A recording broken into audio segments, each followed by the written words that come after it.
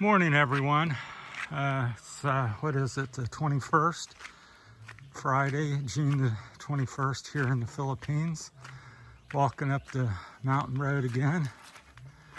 Thought I'd talk a little bit this morning about and get your questions and anything you want to know that I can possibly answer. Again, I'm relatively new here, 16 months, and certainly not an expert at anything in the Philippines.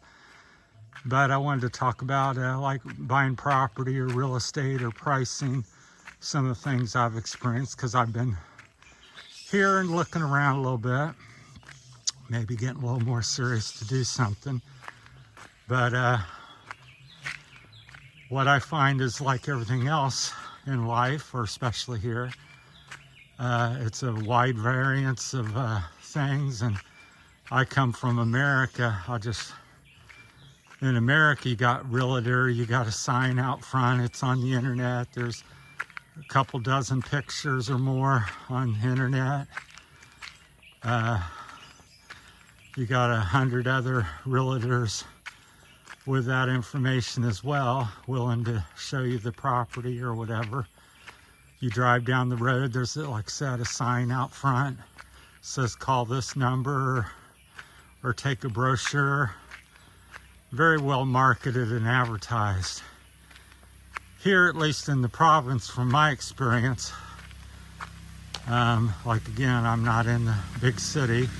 Maybe it's a little bit different. Here comes a bike, or a couple of them. But here you walk up and down the road for miles, there's no sign. I don't think I've seen a single sign for anything for sale. Everything's word of mouth, seems to be. There's some postings on Facebook is the most common, I think, social media platform. And again, it's so-and-so, there's a place in Santo Tomas, maybe no price, maybe no picture.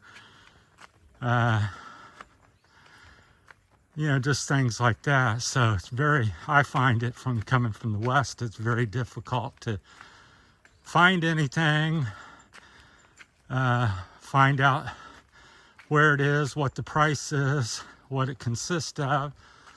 And then here, another thing that's very different than the West.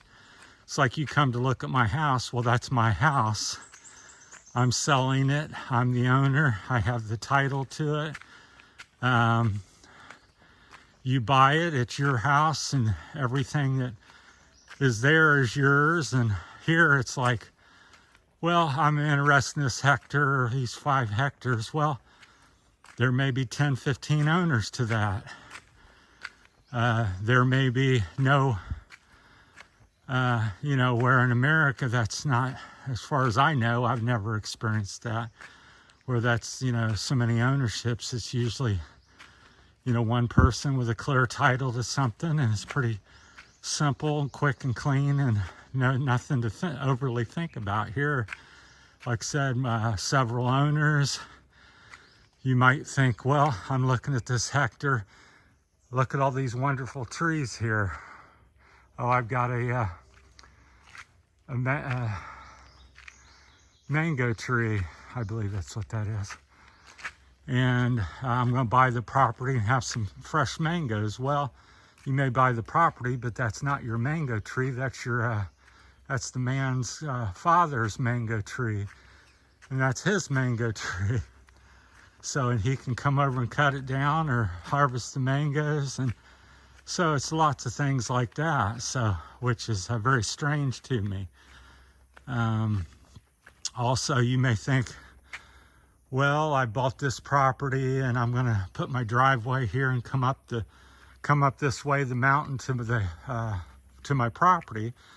Well, that place over there, that's not included and not a right of way to your property. Now you've got to renegotiate or figure out who owns that. And of course, when they see you're in a situation, it's additional money to buy or gain right away to your property. it just, a little out of breath coming up the hill, but just all kinds of different factors and stuff. And then prices is, again, people's always, wanting to know what something goes for. It's a wide variance. In general, I would say a hectare is, here in the province where I live, is maybe around $500,000 usually pesos, which is $10,000 to $1 million if it's more prime, and it can be lower or higher than that, and it just really depends. People ask whatever they want to ask and whatever they feel something's worth. So I've looked at 3.8 hectares for $1 million. I've looked at 3.8 hectares for $5 million. So somebody just thinks that their property is a better location or more valuable or whatever. So very wide.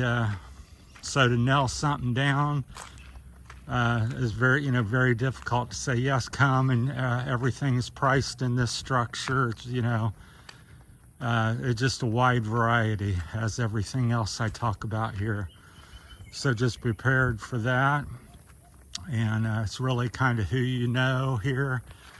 And there's a bit, it's a big tribal culture type thing where my cousin, my aunt, uncle, everybody seems to be friends and related to somebody else, and that's how things, that's how you gain information and about finding real estate and stuff. So, or possibly get a good deal or find something you're interested in. So supposedly going over, I'll probably make another video this afternoon to go over to the Santiago, where I've been looking along the coastline, because my dream is to have something on ocean front and see that, and be able to go swim or jump in when I'm hot, and recreational activity in the water and stuff. So on the other side of that big mountain there, in the valley there's Santiago, and then that mountain there is where I'm looking to possibly purchase something. So, which is still heavily forested, which I really like. I guess somebody said it was somewhat protected, because a lot of the hillsides here are pretty much, scalped or, bald or whatever, where people's over harvested the resources, the trees and so forth. So, and the water's a little nicer over on that side. Here in the bay, it can be kind of dirty. A lot of sediment comes out of the mountains, and then the tide switching in and out stirs it up. So I think it's as you go offshore, the water gets better and better. You certainly go out to an island, kilometer or two offshore, then the water, that's where you see the clear blue champagne water and white sand beaches, are potential, but along the coast it's not quite so nice for the most part. Certain spots it is. Guimaras is, or however you say it, is a very beautiful island where a lot of the coastlines pristine, as far as I know from people I've talked to. So I've also looked there. It's just endless where you can go here with 7,000 islands. And so if you've got money and time, and my thing is a little lack of money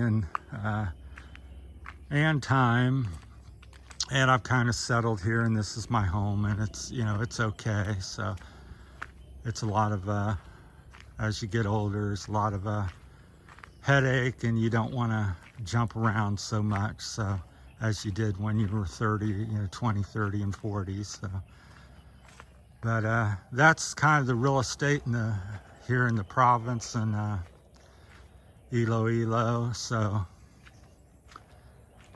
wide variety of prices, but in general $500,000 to $1 million, which $1 million pesos is about 20,000 American dollars.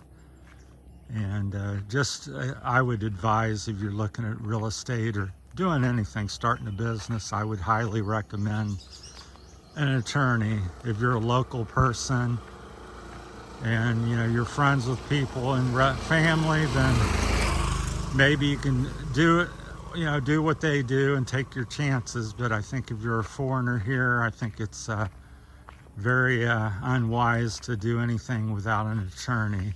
Don't take people's word for it. Don't, because what is yes today will be no tomorrow, from my experiences. So, but again, it's just the Philippines. I'm not saying something's necessarily bad or good. I'm just trying to let you know kind of my opinion and my 2 cents on what I've discovered. So it is, it is what it is, just like any place else in, even in America, people go, is it all, oh, it's America, it's great and wonderful. It's nice, but it's got its little issues and problems as well. And you have to, that's why I have a video out about, playing the game. What's the game and how do you play it, and how you have to learn it and understand it. So the game here is different than in the America, so that's part of the nuances.